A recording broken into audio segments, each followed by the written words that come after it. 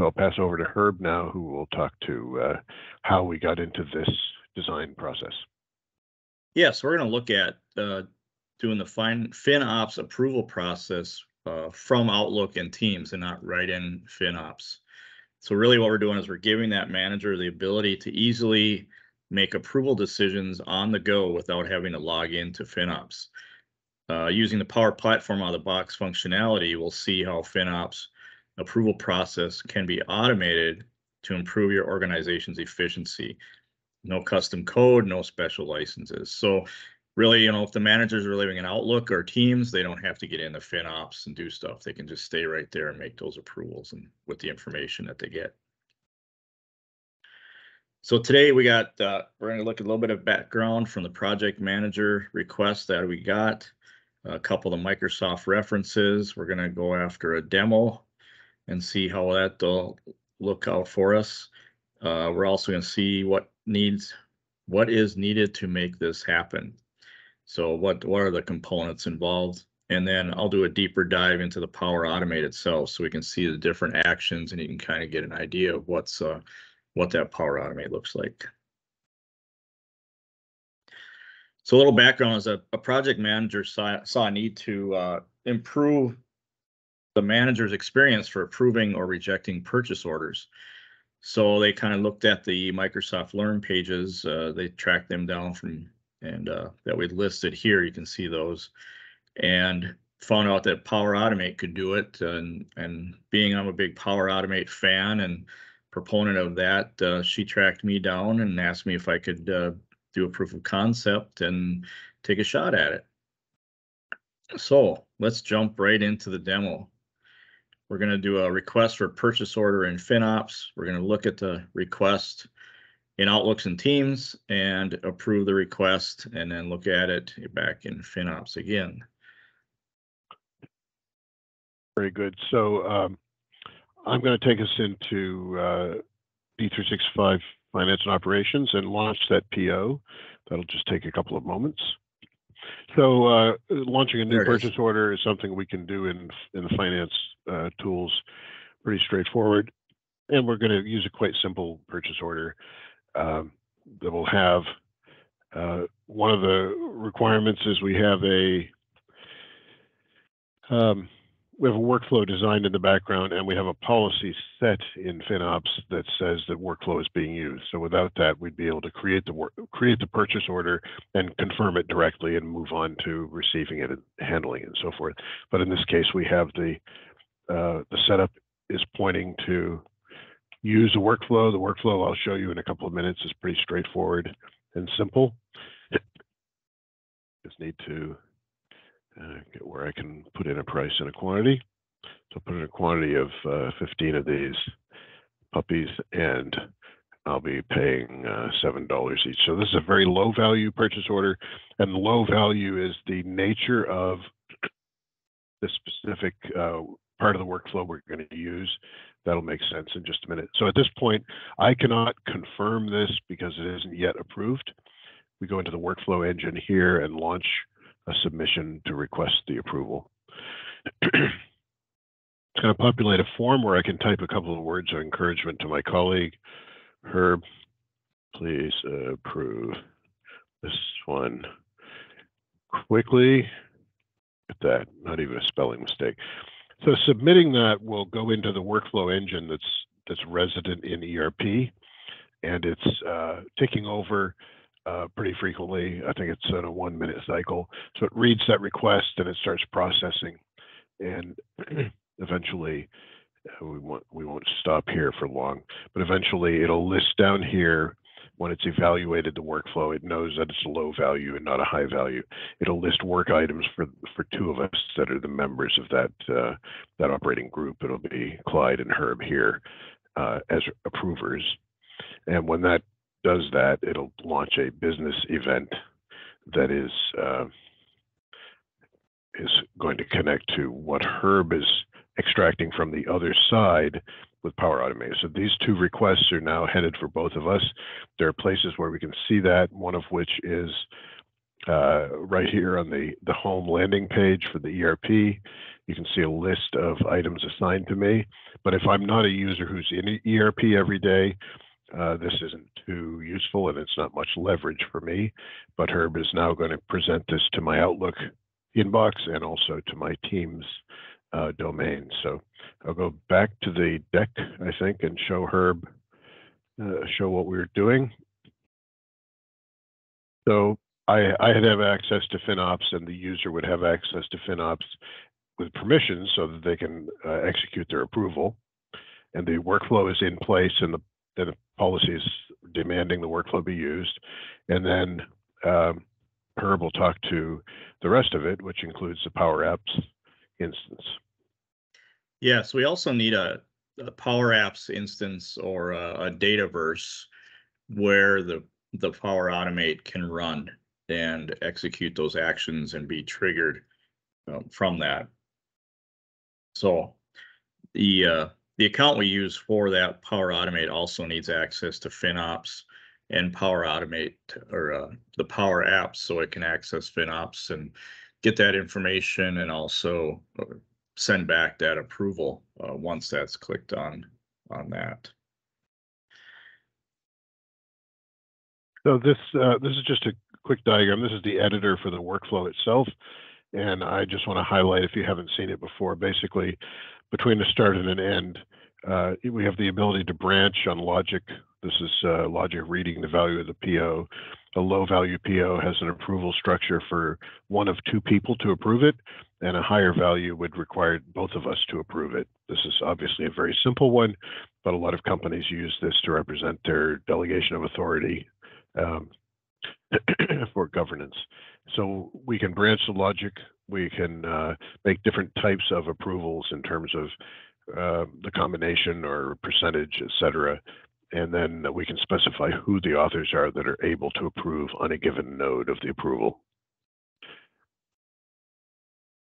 So it's back to me here. So here's a quick just image of what that Power Automate looks like. I'm going to share my screen and show you the actual Power Automate, and then just kind of dive into it a little bit deeper so you have a better understanding of what's going on there. So let's try this again.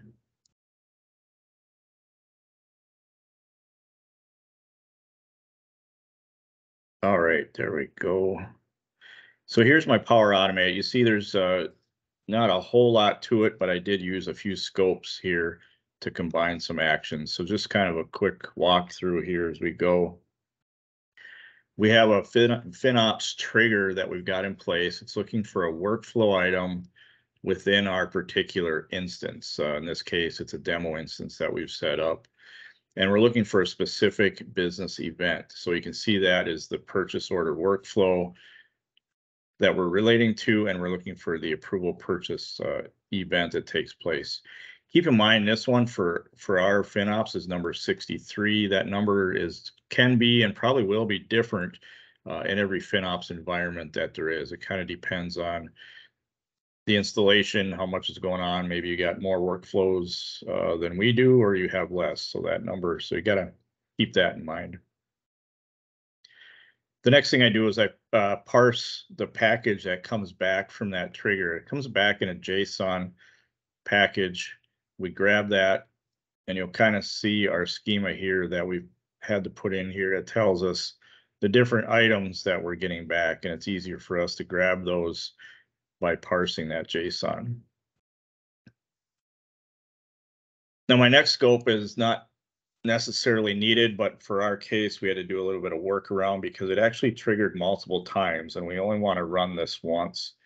So I put this little bit of Dataverse record creation and condition to make sure that I'm only executing once, and I will terminate if it's already taken place. So in an ideal world, we would not need this, but currently with the way the triggers are working, we need to have that in place. So we've got the purchase order number that I'm initializing in a variable, and you'll see I'm pulling out a substring because I'm pulling that out of the workflow document field. You can kind of see that expression there. starting in the 16th character, and I have a substring looking for a comma, so I can get that substring out for that purchase order number. My next one is I'm starting out my purchase order line HTML. So this is like starting out the formatting of it. There's a little bit of fanciness with the colons and the dashes and the lines to format that properly. For instance, the second column is going to be centered, the first column is going to be left justified, and these last two columns are going to be right justified, and these are the column headers above it. And then,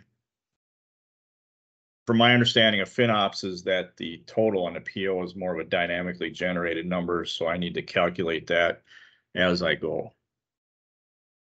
And then we'll jump into the scope where really the meat, the potatoes of the process takes place. I'll expand that a little bit. First thing we need to do is we're checking back to make sure that FinOps has not already approved that purchase order or rejected it. Excuse me, because maybe somebody was already in there, they recalled it because they made a mistake or something like that, so they don't want to have approval that request that doesn't live anymore. And if it does, we go down the left side. If it does not, we just kind of go down the right side. You see it's a false, and that'll fall all the way to the bottom where we end the Power Automate. But we're going to come down this true side. We're going to get a user record out of FinOps so we can collect some different information. You'll see we pull that from the work order item owner to get that record from FinOps. The next thing we do is we get that purchase order header record so we can get that top information, and then we list all the items within that purchase order. So this, we never know if it's going to be one item there on the purchase order or multiple items. We want to make sure we get that whole list. We have our filter query where we're pulling in that purchase order number that we did in that variable earlier on. Once we have that list of purchase order lines, then we need to go through each line and do a couple things. We're incrementing a variable called PO total amount. So this is where we're adding the line total into the grand total or the PO total. We got a couple actions to format the unit price from the line to make sure we get a $sign and our comma, 2 decimal places, and a similar format for net amount. Once we have all those, then we append a line to our purchase order line table. A key thing here is to get it to actually be a new line, we have to click in here, hit the carriage return button on the keyboard to force that carriage return in there, and then you'll see our lines with our dynamic values each here to kind of format that next line. And then we come down and we're done going through that. We've got our total amount.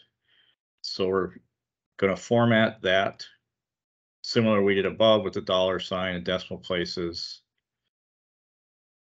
I just have a compose in here to help me remember what we're looking at when I'm debugging to see who those people are. And then we actually initiate the approval request. Now you can see our approval type is approve or reject, first person to respond. There's a number of different options here that you can select from. You can see there's one person, all people must approve, and then there's some custom settings there too. There it is.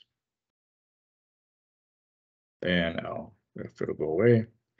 So the title, I'm getting that workflow item subject that comes over, putting that in there. We're assigning that approval process to the workflow users that are assigned within FinOps.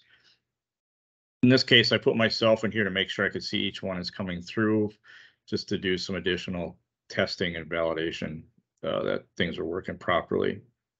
And then we build that details area. So we can say hello to the person that submitted it. We got that earlier, and that get the user record. And then we add some of the information that came over from that purchase order request. And we put that information in here. there's those instructions to hopefully get this done quickly. And then I have my variable for the PO lines, so that's going to show a line for each of those purchase order lines.